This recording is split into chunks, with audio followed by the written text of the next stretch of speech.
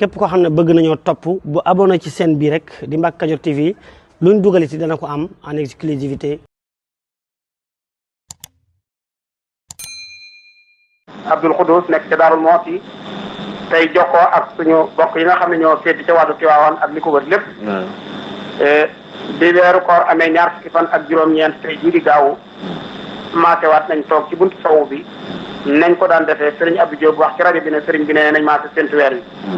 dañuy def nag buñ ko defee ba waxtu bi jot danañ jokkoowaat ak kër Serigne bi ndigal lu mu ñu jox incha allahu rabbi mooy li ñuy jot li kon ginnaaw bu ñu séntoo ba nëgë ni ñu bàyyee kàddu gi Serigne Abdou Diop ba xam lan ndigal moo bàyyi ko ci kër Serigne Touba Cheikh Mahamadou Mountakha. maa ji ci ndigal sëñ bi yéene fi nañu séntu weer yi te ci xam lu wér nga ñëw yëgle ko bu ñu defee noonu ba noppi dañuy génn ci sow bi ñun commission bi di xool ànd ak bokki jullit yi bokki talib yi yëpp di xool ak ci taatam xibaar yi ci gox yi bi ñu ko defee ba waxtu yi jot nag yàlla dogal na taatam nañ xibaar yu bëree bëri ci gox yi ak ci dëkk yi yoo xam ne am na ci yoo xam ne sax ci biir Touba la ñu wax ne gis nañ weer wi kon nag bu ñu defee noonu rek ñu ko suñu ko lëgës waxee day daal di jokkoo kër sëñ ba moo xam ne ni yëf yi demee bi ñu ko xamee ba noppi daal nañ joxe ndigal ci kon nañ